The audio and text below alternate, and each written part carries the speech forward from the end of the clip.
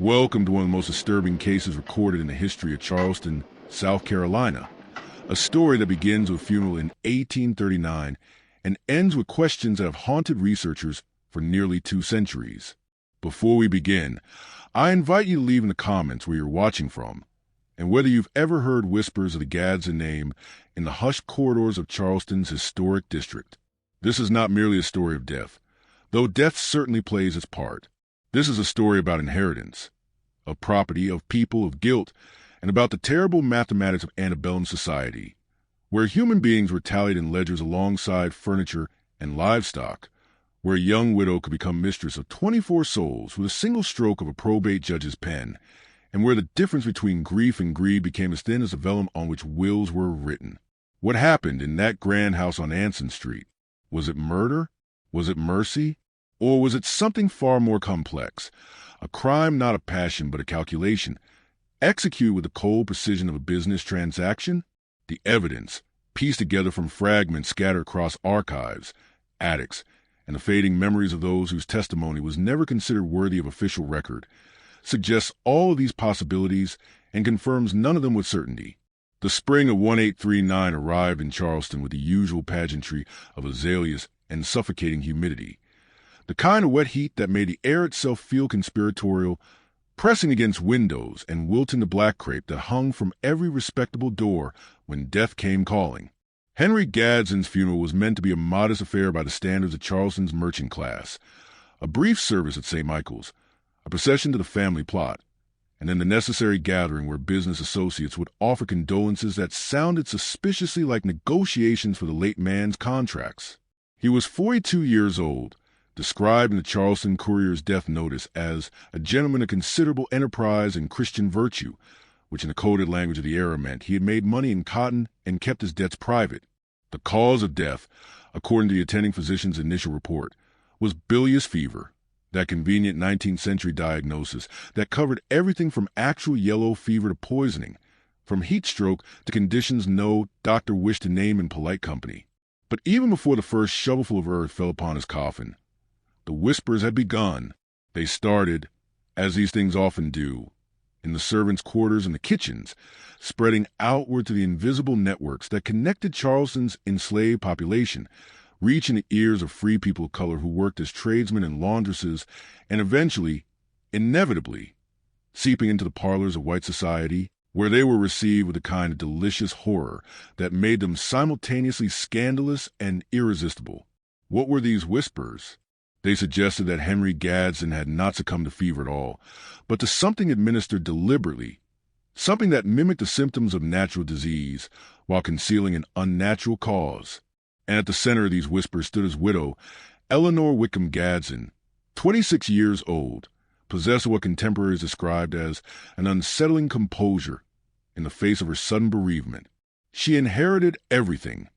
The Anson Street house, with its 3 stories of Charleston single-house architecture, its piazzas overlooking a garden where magnolias grew in defiant beauty, the county house on East Bay Street, where Henry had conducted his mercantile business, the shares in 2 coastal trading vessels, and most significantly, the 24 human beings whose names were recorded in the state inventory as casually as the silver tea service and the mahogany dining table. Within 6 months, a period that polite society considered barely adequate for mourning, though not quite scandalous enough to warrant open censure, she married Nathaniel Gadsden, Henry's younger brother by 3 years. The city's ledgers record this plainly, matter-of-factly, as they recorded all legal transactions. But what the ledgers do not record, what could not be captured in the bureaucratic language of deeds and marriage bonds, was the precise nature of what had transpired in that house during the weeks between Henry's first complaints of stomach pain and his final, agonized hours.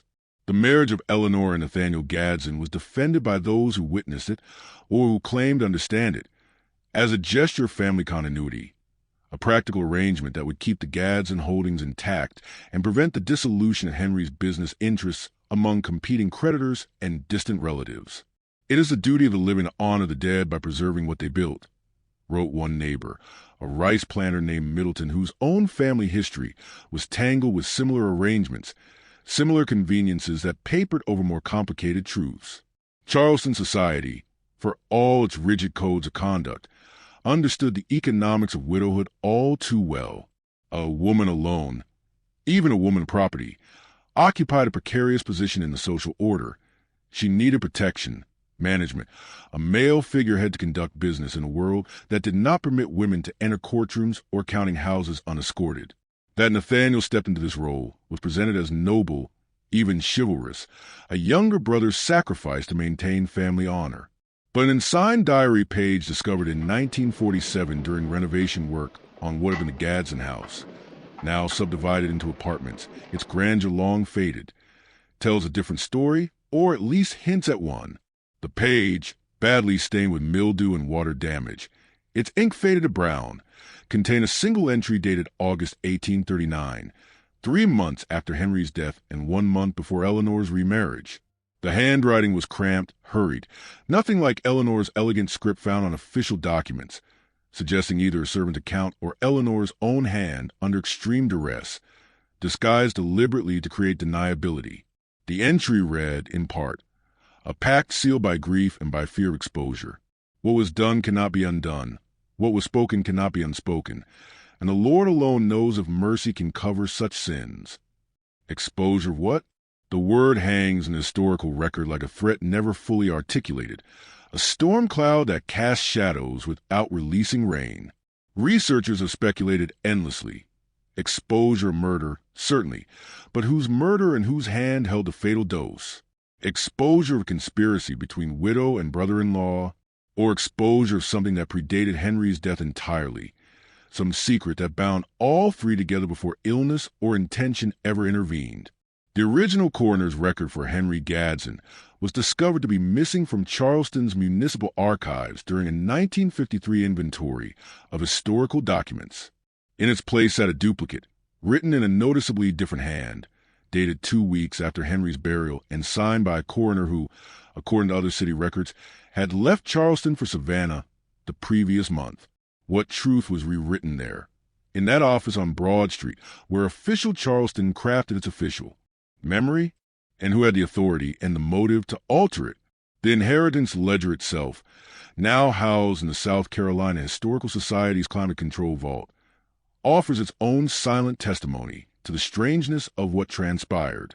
Plantation inventories of the era were typically thorough to the point of obsessiveness, each enslaved individual listed by name, age, skill, and monetary value with the same attention to detail accorded to livestock and farm equipment.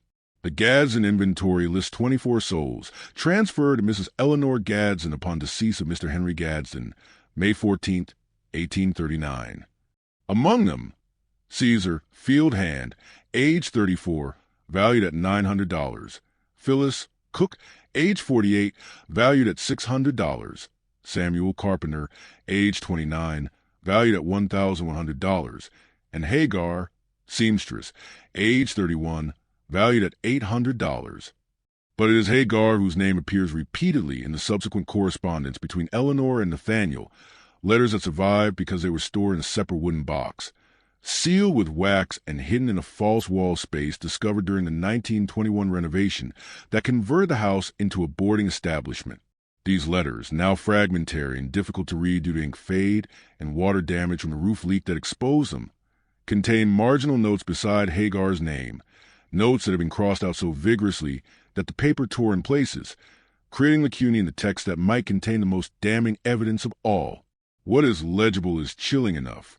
Eleanor, writing to Nathaniel in October 1839. H. persists in her questions regarding the night of his collapse. I have given her the cloth for mourning dress, but fear it will not purchase silence. Nathaniel's response, dated 2 weeks later. You must send her to the Waccamaw property immediately. Distance serves better than gold. But Hagar never appears in the Waccamaw plantation records. Historians examining the state papers in 1953, attempting to trace the genealogy of enslaved families for a broader study of low-country slavery, noticed something that had escaped earlier researchers' attention. Hagar's children, 3 of them, listed in the 1839 inventory as Dinah, age 8, Peter, age 5, and an unnamed infant, vanished from all subsequent documentation after 1840. No bill of sale recording their transfer to another owner, no manumission papers freeing them, No baptismal records in any of the churches where the Gadsdens held membership. No grave markers in the slave cemetery that once occupied the eastern corner of the property before being built over in 1893. Only silence, the kind of silence that seeps into every line of bureaucratic ink and speaks louder than any testimony. Were they sold separately, a common and devastating practice that shattered enslaved families with the casual cruelty of a broken dish? Were they dead, casualties of disease or violence that no one deemed worth recording? Or did they know something that made their continued presence too dangerous? Their very existence a threat to the carefully constructed narrative that Henry Gadsden had died of natural causes, and that his widow's remarriage was nothing more than prudent arrangement? The question of Nathaniel Gadsden himself demands examination, for his role in this drama is perhaps the most enigmatic of all.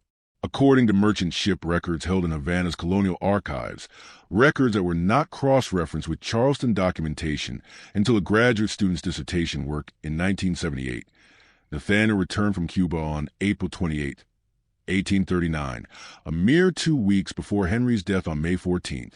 He had been in Havana for 7 months, a prolonged absence that Henry's business correspondence suggests was not entirely welcome.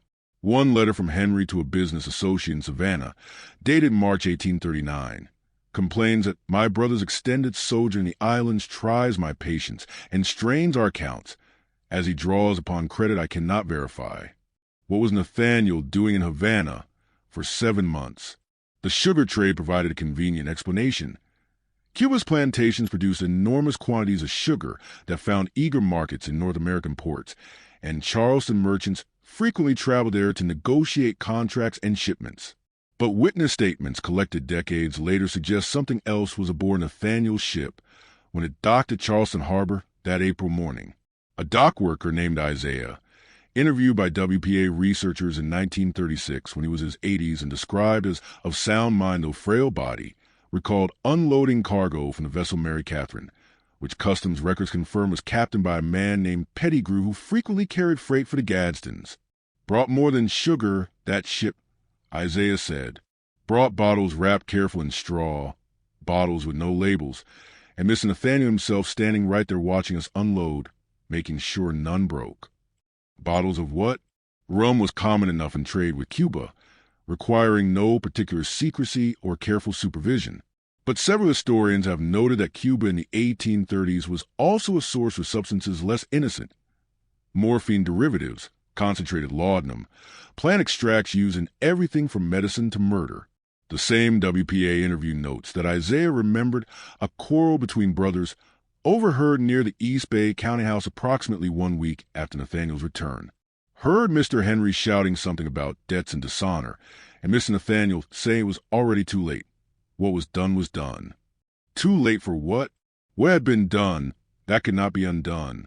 Yet in Charleston's polite society pages, those carefully curated announcements and observations that appeared in the Charleston Courier and the Charleston Mercury, Nathaniel appears as a model of restraint and brotherly devotion. He wore a black cravat during Henry's illness, sat vigil at the bedside according to one account, and delivered eulogy at the funeral that was praised as affecting in its simplicity and Christian in its resignation to Providence. How did the same man who eulogized his brother, who stood beside the grave with tears that witnesses described as genuine, become a successor in business, household, and marriage bed within 6 months? Was it opportunism? Was it something planned long before Henry's stomach began to revolt against food and water? Or was it the inevitable result of a chain of events set in motion by all three, Henry, Eleanor, and Nathaniel, each playing their part in a tragedy whose final act no one had fully anticipated? The fragmentary writings attributed to Eleanor herself provide perhaps the most haunting and most disputed evidence in the entire case. A single page of what appears to be a private diary or commonplace book was discovered in 1967 inside a false bottom drawer of a writing desk that had been sold at a state auction in 1893 and passed through several owners before landing in an antique shop on King Street. The proprietor, sorting through the desk's contents before resale, noticed that one drawer seemed shallower than the others and, upon investigation, found a hidden compartment containing the page along with a lock of dark hair tied with black ribbon and a small skeleton key that fit no lock in the desk itself. The page bore no date, but the paper type and watermark matched other documents from the Gadsden estate dated to the early 1840s. The handwriting, subjected to forensic analysis as recently as 2003, matches Eleanor's signature on legal deeds and her hand in authenticated letters, leaving little doubt of authorship despite the arguments of skeptics who suggest the document may be a later forgery or theatrical prop from the many ghost tours that have made the Gadsden house a staple of Charleston's haunted history industry. The entry reads in full: "There are rooms that no light should enter, truths that no confession should voice, and prayers that heaven itself cannot answer. I hear him still, below the stairs, coughing or perhaps calling. I can no longer distinguish between memory and present sound, between what I have done and what has been done to me. And says the past is a closed book, but books can be opened, pages can be read, and there are those who were present whose silence we have purchased only temporarily. The seamstress watches me with eyes that know too much. Her children sang yesterday in the garden, and I had to close my window against the sound of their innocent voices. What kind of woman has my survival made me? What kind of wife can build happiness upon such foundations?" Whether she meant Henry or Nathaniel when she wrote of hearing him below the stairs, or whether she meant someone else entirely, perhaps one of the enslaved men whose living quarters were located in the brick dependencies behind the main house, remains uncertain, a source of endless scholarly debate. Some researchers interpret these lines as evidence of guilt, a confession disguised as literary meditation. Others read them as the words of a woman trapped, a victim herself of coercion by Nathaniel, forced into complicity with a murder she neither planned nor desired, but could not expose without destroying herself. Still others suggest the entries are evidence of psychological breakdown, that Eleanor suffered from what would now be recognized as post-traumatic stress or psychosis, hearing voices and confusing timeline and causation in ways that made her writings unreliable as historical evidence. But the handwriting matches, the paper is authentic, and the seamstress she mentions, that can only be Hagar, whose name appears in the letters, whose children vanish from records, whose eyes watched everything from a position of complete powerlessness, capable of knowing everything and capable of proving nothing, her testimony preemptively discredited by the color of her skin and the fact of her enslavement.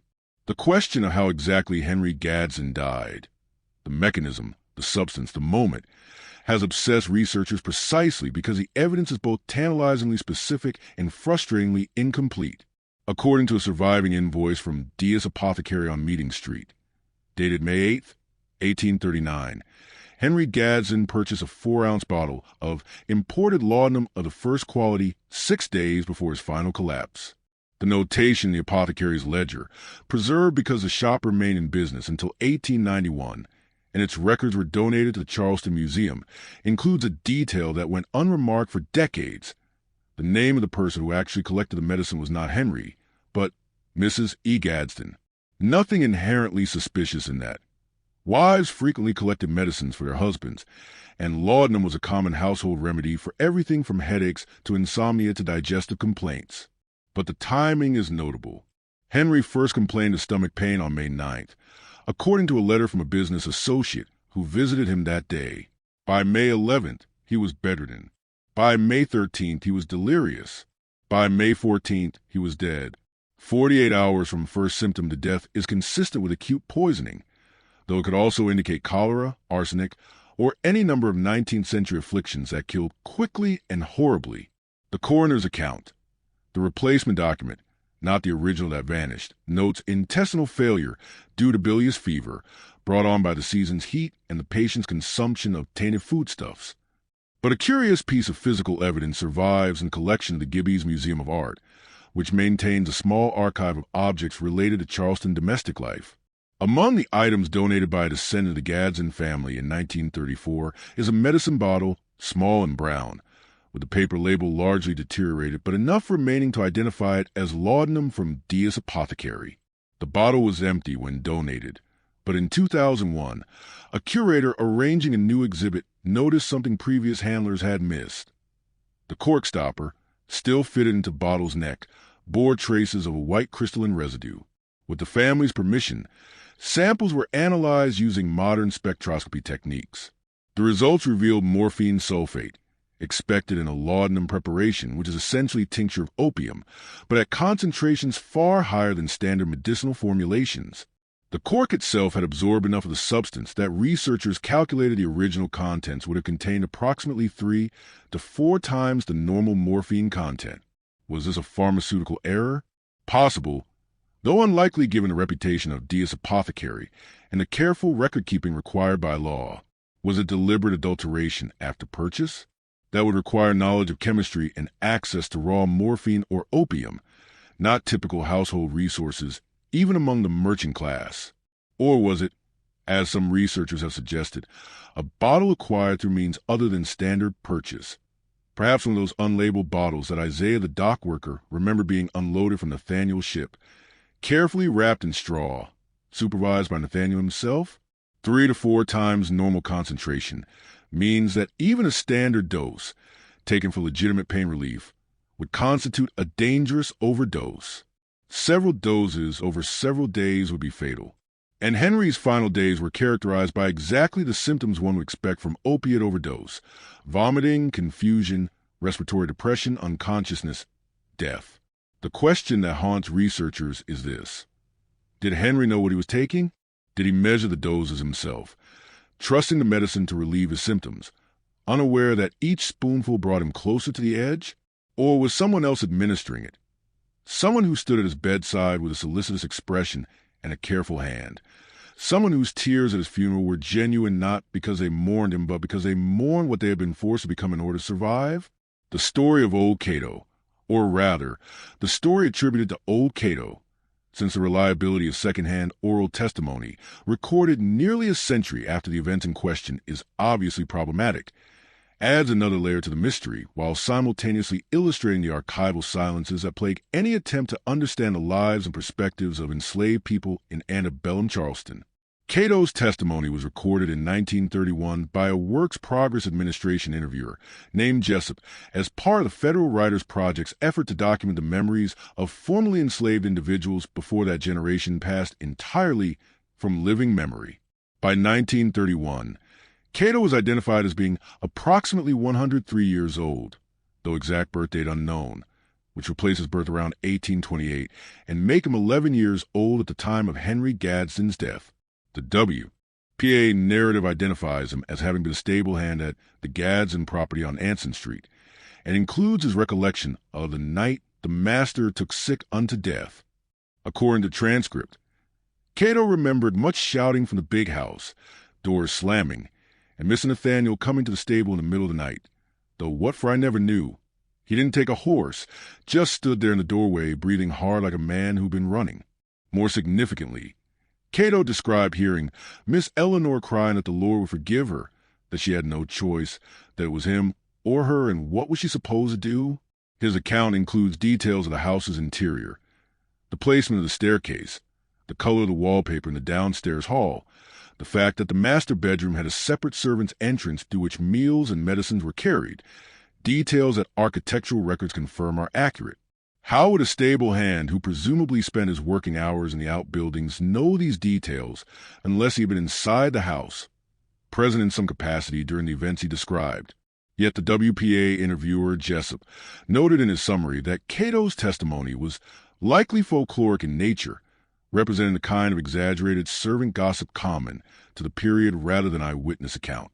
This dismissal, which appears in the report without supporting evidence, reflects the casual racism of the early 20th century that considered black testimony inherently less reliable than white testimony, that assumed enslaved people were either lying or confused when their accounts challenged official narratives. Modern historians reviewing the WPA narratives have noted that Cato's description of Eleanor's words, "It was him or her," suggests a threat, perhaps from Henry himself, that forced Eleanor into action. Was Henry violent? There is no direct evidence, but the silence itself may be suggestive. Domestic violence was rarely discussed in polite Charleston society, and a wife's suffering at her husband's hands would have been considered a private matter, unsuitable for public acknowledgement. If Henry threatened Eleanor's life, if she acted in self-defense or hired someone, Nathaniel, to intervene, would that change our understanding of what occurred? And how much truth hides in a voice long ignored, long dismissed as folklore or fantasy, simply because its origin was considered inherently untrustworthy by the white society that controlled the archives and wrote the official histories. Physical evidence of another kind exists in a cracked daguerreotype, one of the earliest photographic formats, dating to approximately 1841 based on the technique and materials used in its creation. The image was discovered in 1969 behind a parlor mirror during renovation work on the former Gadsden house, which by then had been converted into a funeral home, an irony not lost on local historians. The daguerreotype shows Eleanor seated in a chair, her posture rigid in the manner required by the long exposure times of early photography, her dark dress formal and unadorned, her face turned slightly away from the camera so that her expression is difficult to read. Is she avoiding the lens deliberately, or simply following the photographer's direction? Beside her stands Nathaniel, one hand resting on the back of her chair in the conventional pose of husbandly possession and protection, his face more directly engaged with the camera, his expression serious but unremarkable. What has made this particular image the subject of intense scrutiny and debate is what appears, or seems to appear, depending on the observer's imagination and the quality of the reproduction being examined, in the blurred background reflected in the parlor mirror behind the couple. Several viewers have claimed to discern another figure, shadowy and indistinct, either standing behind the couple or reflected in the mirror's surface in such a way that suggests a third presence in the room during the photograph's creation. Some say it is Henry, a ghostly presence haunting his widow and brother, though this interpretation clearly falls into the realm of supernatural speculation rather than historical analysis. Others, examining the image more pragmatically, suggest it is a servant who stood too close to the mirror during the exposure, their presence captured inadvertently in the reflective surface that the photographer may not have noticed or considered significant enough to warrant reshooting the expensive and time-consuming daguerreotype. The image became the centerpiece of a 1970 museum exhibit at the Charleston Museum titled Charleston's Vanishing Faces, Photography and Memory in the Antebellum South, prompting renewed scholarly scrutiny of the Gadsden archives and several newspaper articles that brought the case to wider public attention. During conservation work on the daguerreotype in preparation for the exhibit, restorers made a discovery that had gone unnoticed during the image's decades hidden behind the mirror, an inscription scratched faintly into the copper plate on which the photographic emulsion had been applied, visible only when the plate was removed from its protective case and examined under magnification.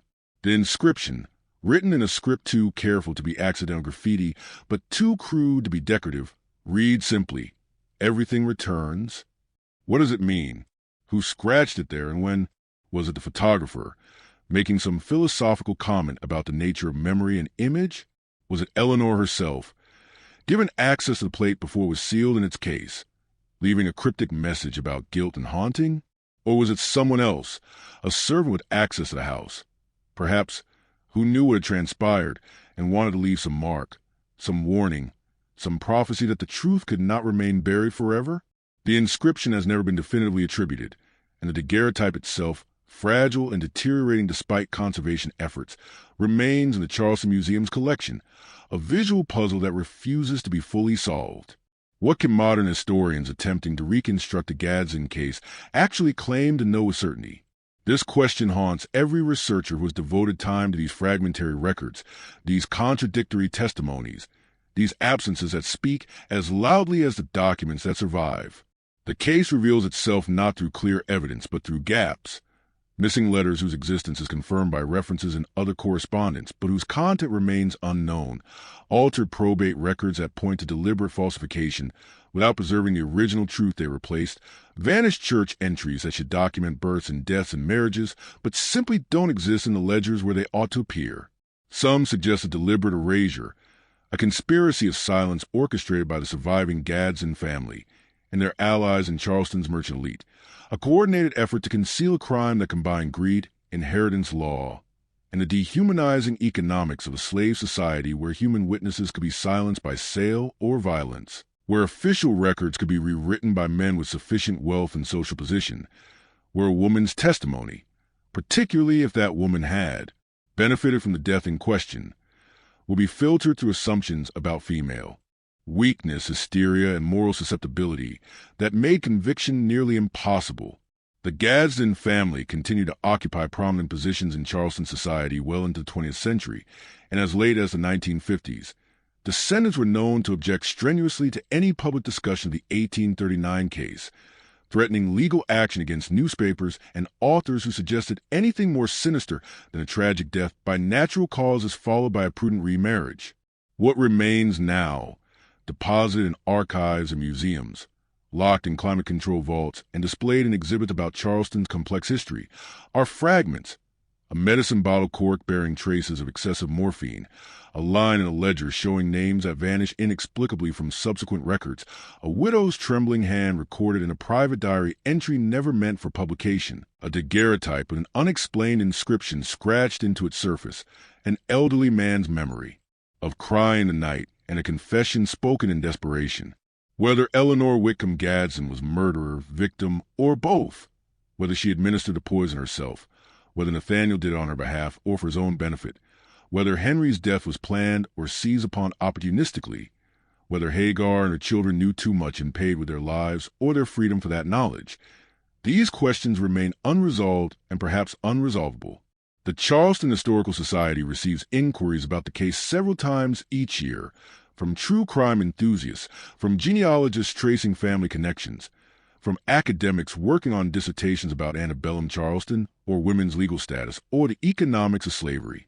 Each researcher approaches a material, hoping to be the one who finally connects the fragments into a complete picture, who discovers the missing document that will reveal the truth beyond doubt. But the truth may be precisely this: that in a society built on the systematic documentation and commodification of some lives and the equally systematic erasure and devaluation of others, the full story can never be recovered. What we know with certainty is this: Henry Gadsden died in May 1839 under circumstances that prompted immediate suspicion. His widow inherited his substantial property, including 24 enslaved human beings. She remarried his brother within months. Witnesses whose testimony was never considered legally valid described scenes of distress and confession. Multiple enslaved individuals, including children, vanished from historical records without explanation. Official documents were altered or destroyed, and the silence that followed, the silence that Charleston's elite imposed through social pressure and legal manipulation, the silence that came from graves that were never marked and voices that were never heard, that silence has lasted nearly 200 years. The Charleston bride who inherited her husband's slaves also inherited his ghosts, and the city has never decided which was a heavier burden, the weight of human bondage or the weight of unprovable guilt.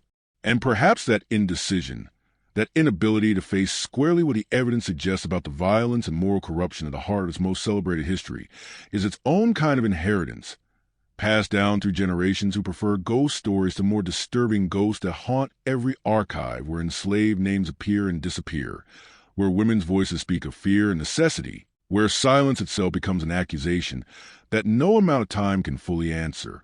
The physical spaces themselves, the buildings, streets, and rooms where these events unfolded, carry their own testimony, though it is a testimony that successive generations have tried to paint over, renovate away, transform into something more palatable for the tourism industry that now drives Charleston's economy.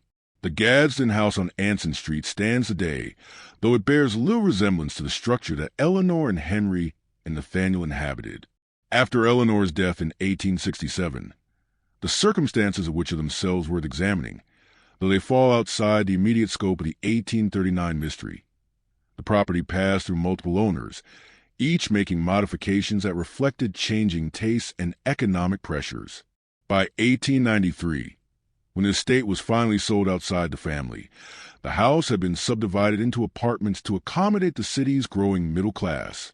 In 1921, the conversion to a boarding house required more substantial alterations. Interior walls removed, modern plumbing installed, the servants' quarters demolished to make space for a parking area.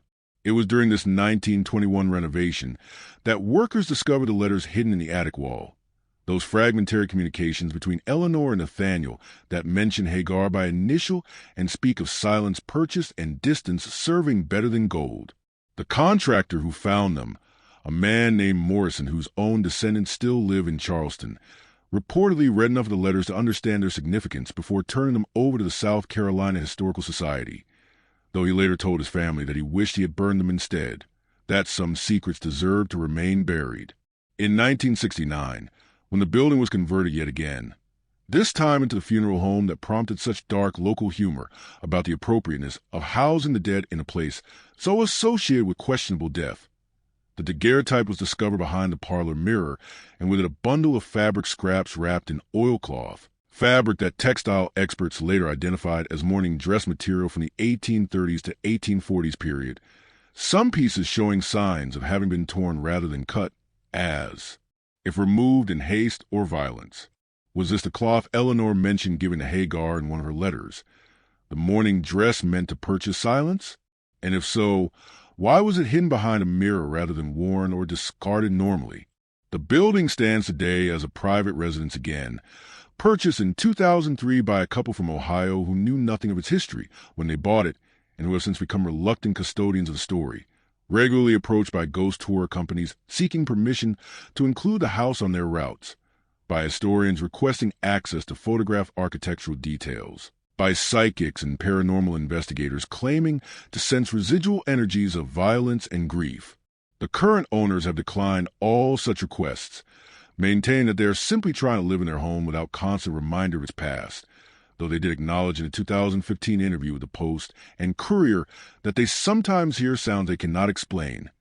Footsteps in empty rooms, a woman's voice speaking words too muffled to distinguish, sounds that might be the house settling, or wind through old timbers, or the kind of auditory pareidolia that occurs when people know a space has a dark history, and their minds supply the narrative their ears only suggest.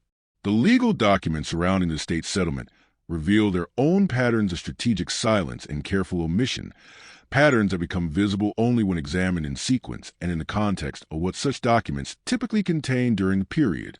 Probate records for wealthy Charleston merchants in the 1830s to 1840s were general. Why exhaustive? Listing not only major assets, but itemizing household contents down to individual spoons and candlesticks, providing valuations that allowed courts to assess estate taxes and ensure legitimate heirs received their proportionate shares. Henry Gadsden's probate file, held in the Charleston County Archives, is notably sparse by comparison.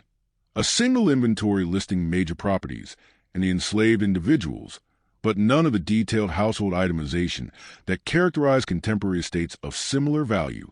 The inventory was completed with unusual speed, filed just 10 days after Henry's death, and signed by 3 appraisers whose names appear frequently in other Gadsden family documents. Not independent assessors, but business associates with vested interests in the family's continued prosperity and reputation. More significantly, the file contains no contested claims, no disputes from other family members, no questions raised by the probate court about the speed of the process or the adequacy of the documentation. This absence of challenge is itself noteworthy, given that Henry had 2 sisters, both married to Charleston merchants, who might reasonably have expected bequests or at minimum some voice in the settlement. Yet they are never mentioned in the probate proceedings in their own family papers, examined by researchers in the 1980s when one sister's descendants donated materials to the Charleston Library Society. Contain no letters from this period mentioning Henry's death, no correspondence expressing grief or concern about the estate's settlement or Eleanor's rapid remarriage. This silence could indicate that the sisters were estranged from Henry and therefore indifferent to his death, but it could equally suggest that they were discouraged from involvement, perhaps through financial inducement or social pressure, perhaps through knowledge of circumstances that made inquiry dangerous or unwelcome. Eleanor's inheritance of the enslaved population attached to Henry's properties followed standard legal practice. Under South Carolina law, a widow was entitled to dower rights that included 1/3 of her husband's estate and sometimes, depending on prenuptial arrangements and the specific terms of a will, more substantial portions, including human property. But the speed with which she assumed full control, the lack of any trustee or male relative appointed to manage the business interests until she remarried, suggests either that Henry had made specific provisions for her autonomy or that someone, Nathaniel, worked behind the scenes to ensure that probate proceeded with minimal scrutiny and maximum benefit to Eleanor, who would soon become Nathaniel's wife and whose property would therefore effectively become his property under the legal doctrine of coverture that subsumed a married woman's assets into her husband's control. Was the entire sequence planned before Henry's death? Did Nathaniel return from Havana with poison in his luggage and a plan already formulated? Or did circumstances, Henry's actual illness, or his threats toward Eleanor, or some financial crisis that made his death convenient, create an opportunity that Nathaniel and Eleanor sees him perfectly, improvising their way through a murder that succeeded legally even as it failed to escape suspicion? The documents cannot answer these questions, but they can reveal what questions the legal system of 1839 Charleston declined to ask, what inquiries were forestalled by wealth and social position, what testimonies were never solicited because the potential witnesses were enslaved and therefore inadmissible in court except under the most extraordinary circumstances, and then only to incriminate themselves or other enslaved people, never to accuse white owners of crimes. The question of Hagar and her children, the seamstress who watches with eyes that know too much, whose name appears in letters marked by violent cross-outs, whose 3 children vanished from records after 1840, demands sustained attention not simply because their fate remains unknown, but because their erasure from the historical record exemplifies the systemic violence of slavery that operated alongside and enabled whatever personal violence occurred in the Gadsden household. Hagar was 31 years old in 1839, valued at $800 in the state inventory, identified by the skill of seamstress, which indicated specialized training, and suggested she worked primarily inside the main house rather than in field labor, creating the clothing and linens necessary for a merchant-class household's operation. She had 3 children. Dinah, 8 years old, and therefore presumably beginning to work alongside her mother, learning the same skills. Peter, 5 years old and listed without occupation, too young yet for field work, but old enough to perform simple household tasks, and an infant whose name never appears in any document, listed only as infant Negro child, property of H. Gadsden, born January 1839. The infant would have been 4 months old when Henry died, still nursing, completely dependent on Hagar for survival. The fact that this child was never named in any document is itself revealing. Enslaved infants were often left unnamed in official records until they survived past the high mortality rates of early childhood, a practice that reflected the horrific calculus of slavery, where human life was measured by economic value, and an infant too young to work had minimal worth except as future labor. What happened to Hagar after Henry's death? Eleanor's letter mentions giving her cloth for mourning dress, and fearing it would not purchase silence, suggesting an attempt at bribery or appeasement. Nathaniel's response advocates sending her to the Waccamaw property immediately, getting her away from Charleston where her knowledge might be dangerous. But she never appears in Waccamaw records, which were maintained with reasonable consistency by an overseer named Pritchard, whose weekly reports to Gadsden family survive in fragmentary form. If Hagar was not sent to Waccamaw, where was she sent? The conventional explanation, that she was sold, that the records of sale simply haven't survived among the thousands of bills of sale scattered across archives and private collections, becomes less convincing when we consider that her 3 children also vanished simultaneously. Selling a mother and 3 children together as a family unit was possible but unusual, reducing the sale price because buyers preferred to purchase individuals they could deploy as needed rather than being obligated to house and feed multiple related people. Selling them separately, the more economically rational choice that slaveholders regularly made without hesitation, would have generated multiple bills of sale and potentially left traces in the records of whoever purchased them. The absence of any such traces, the complete disappearance of 4 people from the documentary record, suggests something other than sale. Did they die? Disease was rampant in Charleston, particularly in the summer months when yellow fever and cholera swept through enslaved quarters with devastating efficiency. But deaths of enslaved people on urban properties were typically recorded in church registers, not because slaveholders cared about the individuals, but because proof of death was sometimes necessary for insurance claims or estate settlements. St. Michael's Church, where the Gadsden's ELD membership maintained registers of enslaved baptisms, marriages, and burials associated with member families. Hagar, Dinah, and Peter had all been baptized there. Their names appear in the 1835 to 1838 registers, copied by a researcher in 1972 before water damage made the original pages illegible. But no burial entry for any of them appear after 1839. The infant, never baptized, would leave no church record regardless. So we are left with possibilities that the historical evidence cannot confirm, but also cannot exclude.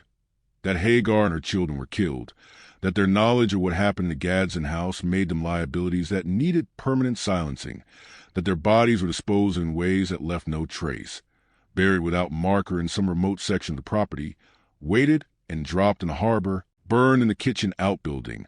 Methods that sound sensational, but that were documented in other cases where slaveholders needed to conceal evidence of violence. Or perhaps they were sold south and west, into the expanding cotton territories of Alabama and Mississippi, where record-keeping was less systematic and where family histories were deliberately erased by distance and new ownership. Or perhaps, and this is a possibility that some researchers prefer because it allows for some measure of hope, perhaps Hagar took her children and ran, seized an opportunity during the chaos following Henry's death, or Eleanor's remarriage, escaped into the networks of resistance that existed in Charleston despite brutal suppression, found passage on a ship heading north, reached something like freedom in Philadelphia or New York or Canada. But if this happened, if Hagar and her children survived and made lives elsewhere, they left no trace in the networks of abolition and escaped slave testimony, no names matching as appear in the records of black churches in northern cities. No oral histories collected in later years describe a seamstress from Charleston who arrived with 3 children and stories about a murder. The silence is complete, and that silence is itself a form of violence. The erasure of 4 human beings whose last confirmed existence was in a household where death came under suspicious circumstances and where the enslaved witnesses to that death became inconvenient problems that needed solving. The broader context of Charleston in 1839 helps explain how such events could unfold with so little official scrutiny, how wealth and whiteness created zones of impunity where violence could be perpetrated and concealed with minimal legal consequence. This was a city, a society, built fundamentally on the premise that certain categories of people were property rather than persons, could be bought and sold and killed with less legal consequence than destroying a white man's horse or business reputation. The machinery of law existed primarily to protect property rights, not human rights, and when those categories conflicted, property won. But even within this system, there were theoretically limits.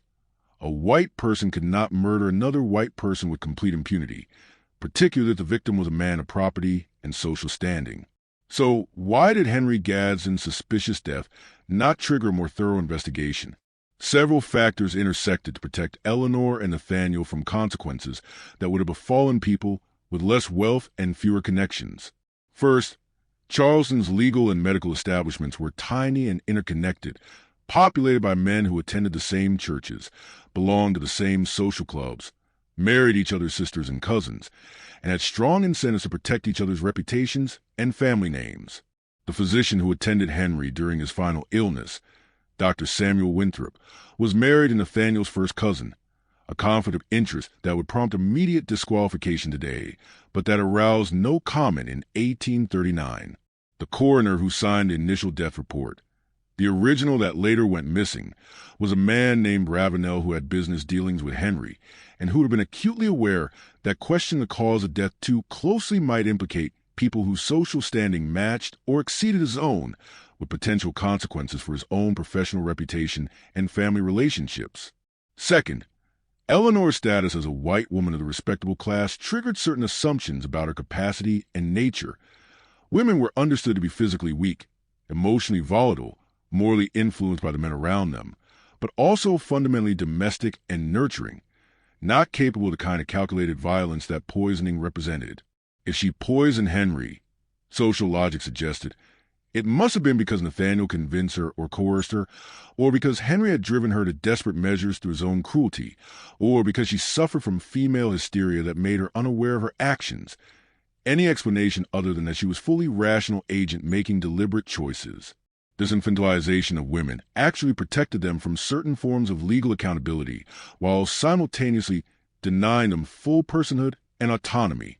Third, and perhaps most significantly, the economics of the situation created powerful incentives for discretion rather than disclosure. If Henry was murdered and Eleanor was prosecuted, what would happen to this state? In the event of a murder conviction, Eleanor would likely be executed. South Carolina had no particular hesitation about hanging women, though it was relatively rare, and her property, including the 24 enslaved people, would be forfeited to the state or tied up in years of legal proceedings. Creditors would suffer, business partners would lose investments, the family name would be destroyed, and multiple interconnected financial arrangements would collapse. Better for everyone. Everyone except Henry. Everyone except the enslaved people whose voices didn't matter anyway. To accept the fever story, allow the inheritance to proceed normally, and let time and social discretion bury whatever uncomfortable truths might lurk beneath the official narrative. This was not conspiracy in the sense of people gathering in rooms and plotting together. It was the organic functioning of a system designed to protect its own, to prioritize social stability and economic continuity over individual justice, to preserve the facades of respectability that made Charleston's elaborate society possible. And the system worked, in the sense that Eleanor and Nathaniel lived out their lives in that society, attended church, conducted business, maintained social relationships, and died eventually in their beds rather than in prison or on the gallows, their secret. If it was murder, if they were guilty, successfully carried to graves that were properly marked and properly mourned, unlike the unmarked graves or unknown fates that swallowed Hagar and Dinah and Peter and the unnamed infant who knew or saw or represented too much. The epilogue to Eleanor and Nathaniel's story is itself revealing, not least because it demonstrates how even after escaping immediate consequences for Henry's death, they could not entirely escape the weight of what they had done or what Charleston suspected they had done. The marriage between Eleanor and Nathaniel, so quickly contracted and so convenient in its arrangement of property and prop, Reedy, appears by all accounts to have been a miserable affair, though the evidence here is even more fragmentary and interpretive than the evidence surrounding Henry's death. They had no children, whether by choice, by medical incapacity, or by sexual estrangement is unknowable, though contemporaries apparently noticed and remarked on it, since several letters from other Charleston society women mention Eleanor's childlessness with the kind of pitying condescension that made it clear she was somehow deficient or cursed. They remained in the Anson Street house, which Eleanor might prefer to leave given its associations with Henry's death, but which Nathaniel apparently insisted on maintaining as the family seat, the visible symbol of Gadsden prominence and continuity. The household, according to census records and tax assessments from the 1840s and 1850s, gradually diminished. Fewer enslaved servants, less entertaining, a general withdrawal from the elaborate social performance that had characterized Henry's establishment. Nathaniel's business interests prospered for a time, then declined, not catastrophically but steadily, as if he lacked the focus or the energy to maintain the commercial networks that Henry had built. By the early 1850s, he was selling off properties, mortgaging others, conducting transactions that suggest financial pressure, if not outright crisis. He died in 1855 at the age of 49, the death notice attributing his demise to prolonged illness of the liver, which could mean anything from alcohol-related cirrhosis to cancer to complications of yellow fever. Eleanor survived him by 12 years, living in the Anson Street house, increasingly alone as the enslaved household staff were sold off to cover debts. By 1860, only 3 enslaved people remained in the household, according to the slave schedule of that year's census, down from 24 in 1839. She witnessed the Civil War from that house, saw Charleston burn in places, saw Union troops occupy the city, saw the legal framework of slavery finally collapse around the institution that had made her wealth and possibly her guilt possible. What did she think during those years? Did she see the war as divine punishment, as some Charleston diarists explicitly interpreted it, God's judgment on a society built on stolen labor and casual violence? Did she reflect on Hagar and the others who had vanished from her household, wonder if somewhere they or their descendants were celebrating freedom? Her will, filed in 1867 shortly before her death at age 54, not elderly, but worn down by what her physician described as nervous debility and general deterioration of the Constitution, is remarkable for what it doesn't say. Most wills of the period, particularly for people without children, include some expression of sentiment, some indication of the testator's values and affections and regrets. Eleanor's was purely transactional, dividing what remained of the estate among distant cousins and church institutions with no personal language, no mention of Henry or Nathaniel, no spiritual reflections, just a list of bequests and legal formulae. She left $200 to St. Michael's Church for maintenance of the Gadsden family plot, ensuring that her grave would be tended even as she must have known that other graves, unmarked, unknown, unacknowledged, received no such care. She was buried beside Henry and Nathaniel in a cemetery that no longer exists, moved in 1887 to make way for commercial development. The bodies reinterred in Magnolia Cemetery, where a single stone now marks the Gadsden family, without individual dates or epitaphs, as if death had finally granted them the anonymity that life never quite allowed. The cultural memory of the case. How Charleston has chosen to remember or forget or reshape the story over the nearly 2 centuries since it occurred reveals as much about changing attitudes toward history and guilt and collective responsibility as it does about the original events themselves. For decades after Eleanor's death, the Gadsden case was simply not discussed in respectable Charleston society. Families with connections to the principals avoided the topic, and historians writing about antebellum Charleston in the late 19th and early 20th centuries either omitted the Gadsdens entirely or mentioned them only in passing as examples of merchant-class prosperity. The discovery of the attic letters in 1921 prompted some local newspaper coverage, but was brief and framed primarily as a curiosity, an interesting glimpse into private lives, with little serious consideration of what the letters suggested about murder or complicity. The real transformation in how the case was understood began in the 1960s and 1970s, when the civil rights movement and changing historical methodologies encouraged researchers to ask different questions about the past, to look beyond the official records produced by and for elite white society, and to consider perspectives and experiences of those who have been systematically excluded from historical narratives. The 1970 museum exhibit that featured the daguerreotype was part of this shift, explicitly framing the Gadsden case as a story about power and property and the violence that undergirded Charleston's genteel facade. Graduate students in the 1970s and 1980s began writing dissertations that examined slavery from the perspective of the enslaved rather than the enslavers, and several of these dissertations mentioned the Gadsden household as an example of how enslaved people who witnessed white crimes were themselves endangered by their knowledge. The rise of public history and heritage tourism in Charleston created new context for the story. Ghost tours began including the Gadsden house in their routes, though the versions told by tour guides tended to emphasize supernatural elements and mysterious hauntings while downplaying the historical realities of slavery and violence.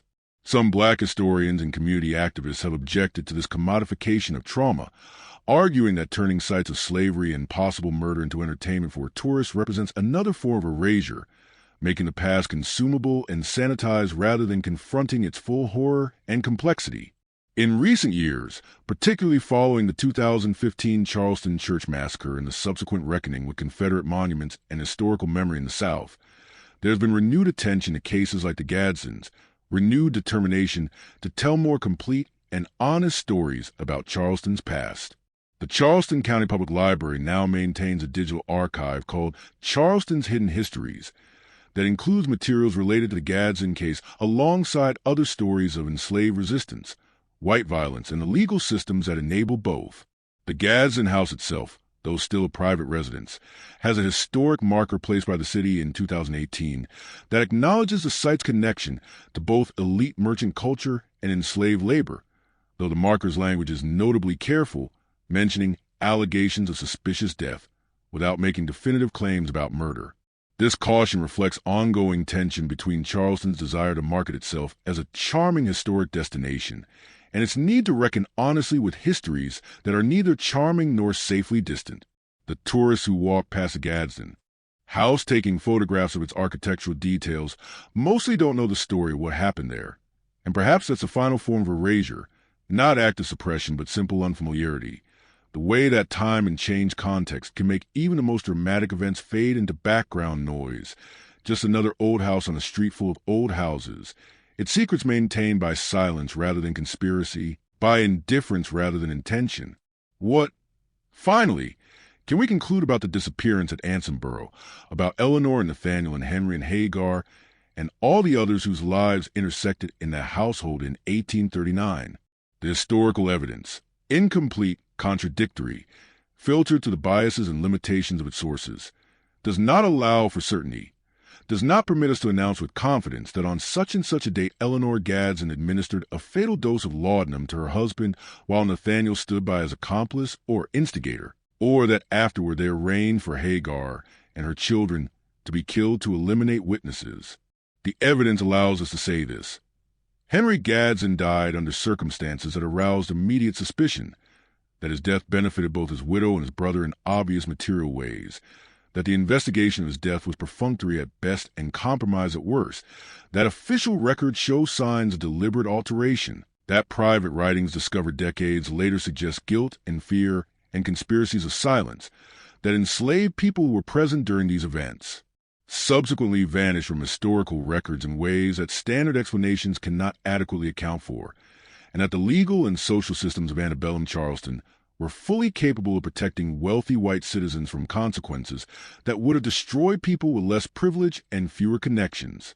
Whether Eleanor was murder or victim, or both, depends partly on which sources we credit, and partly on how we understand female agency and victimhood in a society that gave women little power, while simultaneously holding them morally responsible for the household sphere. Whether Nathaniel was calculating killer or opportunistic inheritor depends on evidence we simply don't have. The content of those unlabeled bottles brought from Havana, the full text of the conversations overheard by dock workers and servants, the original coroner's report that someone deemed necessary to replace. What seems clear is that multiple people knew or suspected that something criminal had occurred. That knowledge was suppressed through various combinations of bribery and threat and social pressure and the systematic devaluation of testimony from enslaved witnesses, and that this oppression was successful enough that no criminal charges were ever filed, no trial ever held, no legal accountability ever imposed. The price of this success was paid by those who could least afford it, by Hagar and her children whose fate remains unknown and unresolved, by the unnamed infant who was never considered important enough to be recorded as fully human, by all the others whose labor built Charleston's wealth and whose voices were silenced in its histories. The Gadsden case is finally not just a mystery about whether a specific woman poisoned a specific man in a specific house, though it is certainly that. It is a revelation of how power operates to protect itself, how violence can be both spectacular, the sudden death that shocks witnesses, and banal, the everyday violence of a system that reduced people to property and made their disappearance administratively simple. It is a reminder that the silences in historical records are not neutral absences, but active productions, the result of choices made by people with the power to decide what would be preserved and what would be erased, whose stories would matter and whose would be dismissed as unreliable or irrelevant or simply inconvenient. And it is, perhaps most fundamentally, an unsolved mystery that cannot be solved, not because we lack the investigative techniques or historical methods, but because the very systems that would need to be interrogated were the systems responsible for destroying or concealing the evidence we would need to reach certainty. Eleanor Whitcomb Gadsden died in 1867 and was buried in a marked grave beside the men whose deaths and lives were so entangled with her own. Hagar and Dinah and Peter and the unnamed infant died or disappeared in 1840 and were never marked, never mourned publicly, never acknowledged as fully human losses. That disparity in how they were remembered, in how their stories were told or not told, in how their humanity was recognized or denied, is itself the answer to what happened at Ansonboro, not the answer that satisfies our desire for narrative resolution, for justice served and mystery solved, but the answer that history provides when we look honestly at the structures of violence and inequality that shaped whose truth mattered and whose suffering was simply another line item in a ledger that listed people alongside furniture, whose death was investigated and whose disappearance required no explanation at all. The archaeological and material evidence that has emerged in recent decades adds yet another layer to our understanding of the Gadsden case, though like every other category of evidence, it raises as many questions as it answers, and demonstrates how physical traces can survive long after documents disappear while still refusing to speak clearly about the events they witnessed. In 2007, during excavation work for a new foundation addition to a property adjacent to the former Gadsden estate, the boundaries of which had shifted multiple times as lots were subdivided and sold over the decades, construction workers encountered something unexpected approximately 6 feet below the current ground level, a layer of ash and burned material containing fragments of cloth, leather, and what appeared to be paper or parchment, all fused together by intense heat into a compacted stratum roughly 4 inches thick. The construction was halted, the area cordoned off, and archaeologists from the College of Charleston were called in to assess whether the site might contain materials of historical significance. What they found during the subsequent careful excavation was described in their 2009 published report as evidence of substantial fire event, likely mid-19th century based on artifact assemblage and stratigraphy, that consumed a large quantity of household materials, including textiles, documents, and organic matter. The burn layer extended across an area of approximately 12 by 15 feet, consistent with the footprint of a small outbuilding, perhaps a kitchen house or a storage shed of the type that typically stood in the yards behind Charleston's main residences. Amid the ash and charcoal, archaeologists recovered hundreds of artifacts: melted glass that might have been bottles or windows, nails and hinges from wooden structures, fragments of ceramics, including what appear to be medical or apothecary vessels based on their form and glaze, scraps of fabric too damaged to identify by type, but showing patterns consistent with both decorative household textiles and rougher utilitarian cloth of the kind used for enslaved people's clothing, and most intriguingly, several partially burned fragments of paper with visible ink traces that proved impossible to read due to fire damage, but that document conservators confirmed were consistent with mid-19th century writing paper and iron gall ink. The archaeologists noted in their report that while fires in outbuildings were common occurrences, kitchen fires were a constant danger in an era of open hearth cooking, and enslaved quarters were particularly vulnerable to fire due to inadequate construction and overcrowding. The nature of the materials in this particular burn layer suggested something other than an accidental blaze. The presence of so many documents, for instance, was unusual. Why would a kitchen house or a storage building contain substantial quantities of paper? And the distribution of materials suggests that they had been deliberately piled and burned rather than consumed by a structure fire that would have left more architectural debris and a different pattern of ash distribution. One archaeologist interviewed for a Charleston Post and Courier article about the discovery suggested carefully that the burn layer might represent a deliberate destruction of household records and materials, possibly associated with a state settlement or relocation. But the timing, if the stratigraphy and artifact dating were correct, placing the fire somewhere in the 1840s, made another interpretation possible: that someone in the Gadsden household, perhaps shortly after Henry's death or after Hagar's disappearance or at some other moment when evidence needed to be destroyed, had gathered documents and textiles and other materials that might tell inconvenient truths and reduce them to ash in a fire hot enough and sustained enough to leave the kind of burn. Later, the archaeologists discovered what was in those papers. Were they letters that Eleanor and Nathaniel feared might incriminate them? Medical records that would have revealed the true cause of Henry's symptoms? Bills of sale or transfer documents related to Hagar and her children that someone wanted to ensure could never be traced? The questions are unanswerable, but the physical evidence of deliberate destruction remains, literally embedded in the soil beneath Charleston streets, a testament to the fact that someone thought erasure was necessary and worth the effort. The human remains discovered in 2013 during separate excavation work, this time for a drainage improvement project in a Lot 3 blocks from the Gadsden house, add an even more disturbing dimension to material evidence. Though establishing any definitive connection to the Gadsden case remains impossible given the limitations of archaeological and forensic analysis of remains nearly 2 centuries old. The drainage project encountered what was initially thought to be a historic cemetery, not an uncommon discovery in Charleston, where centuries of development have covered and built over numerous burial grounds, particularly those associated with enslaved and free black communities whose graves were often unmarked and whose cemetery boundaries were not legally protected or officially recorded. But as archaeologists from the city's Historic Preservation Office examined the site more carefully, they realized this was not a formal cemetery, but rather what appeared to be clandestine burials for individuals interred without coffins, without grave goods, without any of the markers or rituals that would indicate normal burial practice, even for enslaved people who were typically buried in wooden boxes, even if the boxes were crude and the graves unmarked. The skeletal remains were analyzed by a forensic anthropologist at the Medical University of South Carolina, and her findings, published in a 2015 article in the Journal of Historical Archaeology, provided details that sent researchers familiar with the Gadsden case immediately to the archives to compare dates and descriptions.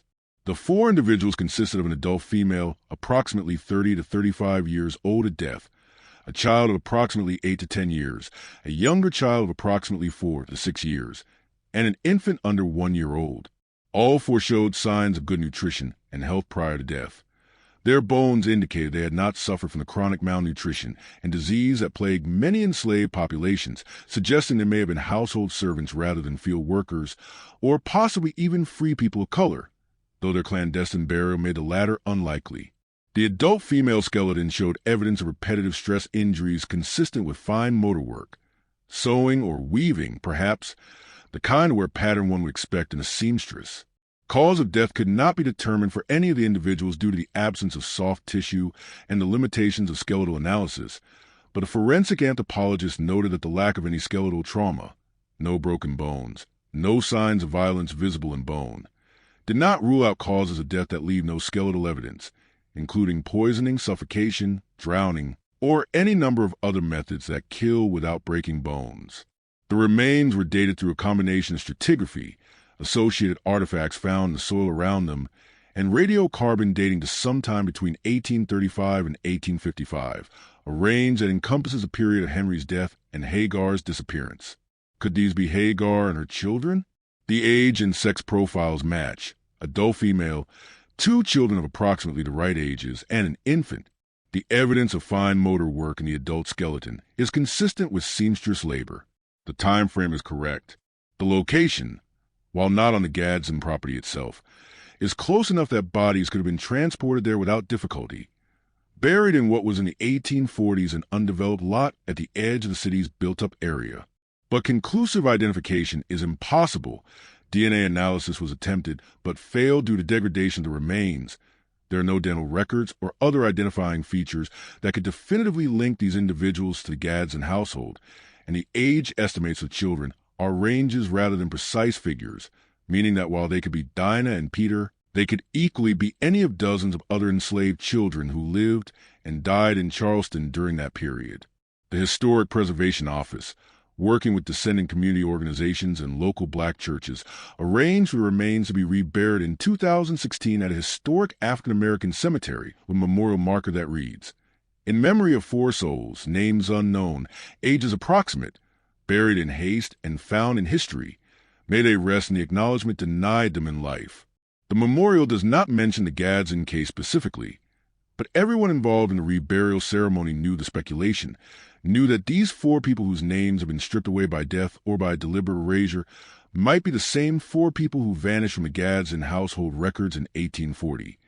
The seamstress and her children whose silence had been purchased or imposed, whose disappearance had gone uninvestigated because the legal system of antebellum Charleston saw no reason to investigate the movements or fates of enslaved people unless property rights were in dispute.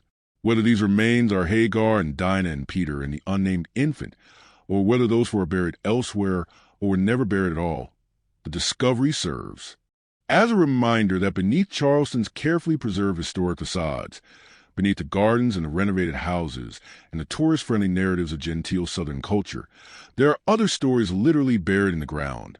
Stories of people who were property, who could be killed or disposed of with less legal consequence than destroying a piece of furniture, whose deaths and disappearances were not crimes because the law did not recognize them as fully human victims capable of being wronged in ways that mattered to courts.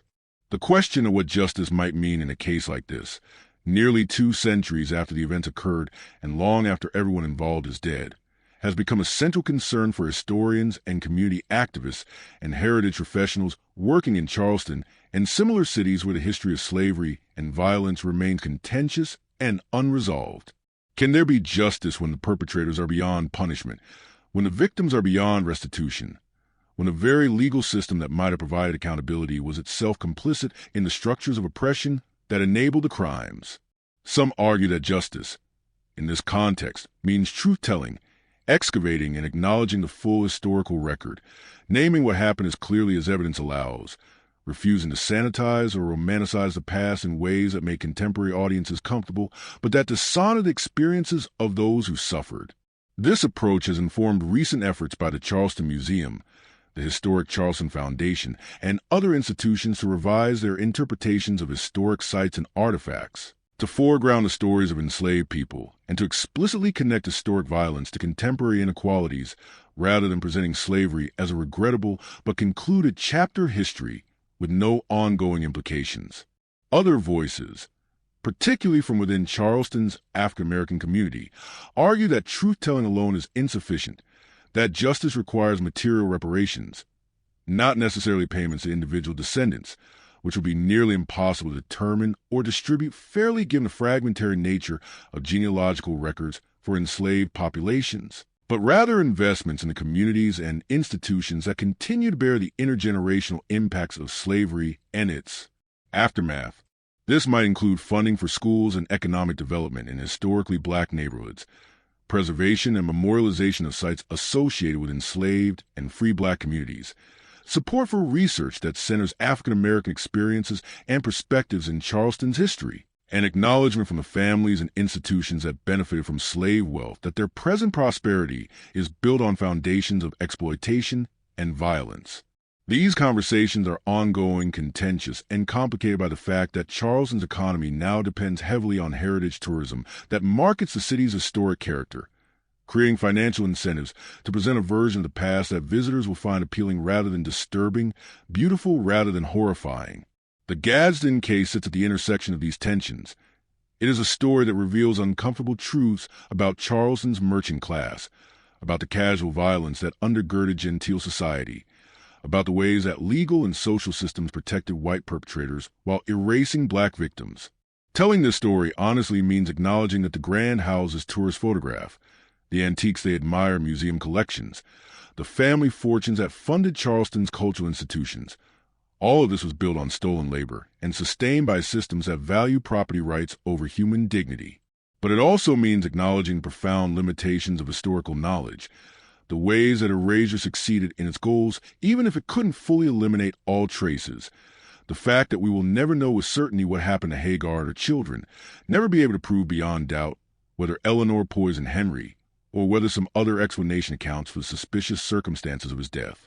Living with uncertainty, resisting the temptation to fill gaps in evidence with speculation that serves our contemporary desires for narrative resolution, maintain the tension between what we can know and what we wish we could know.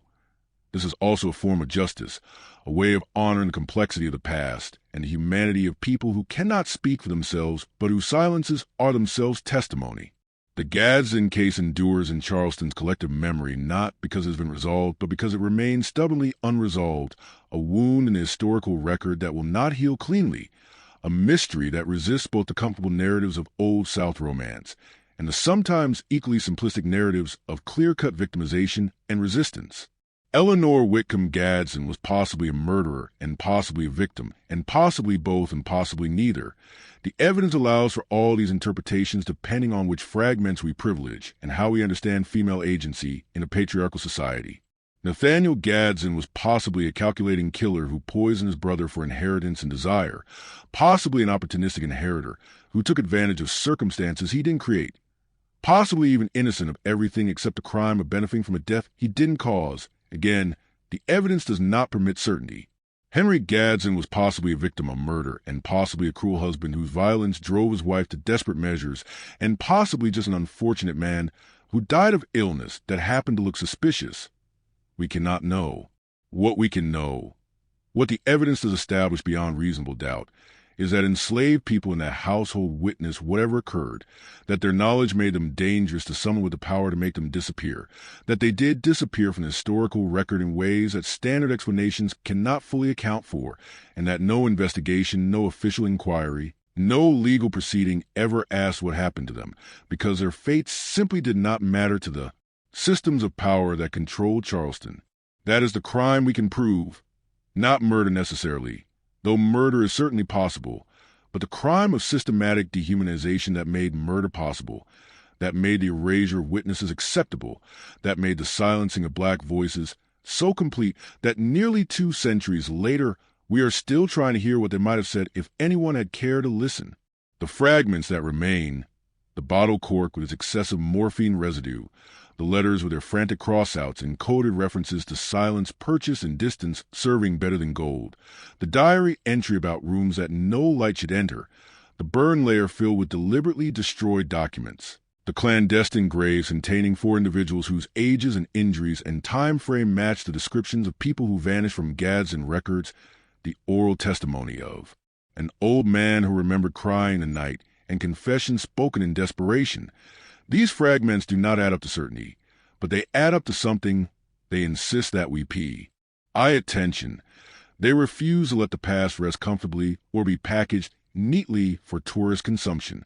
Charleston continues to grapple with these questions, continues to debate how to tell its history honestly without destroying its economy, how to honor the dead whose graves were never marked while maintaining the graves that were carefully tended, how to be a city that looks forward while reckoning with a past that is simultaneously source of pride and source of shame.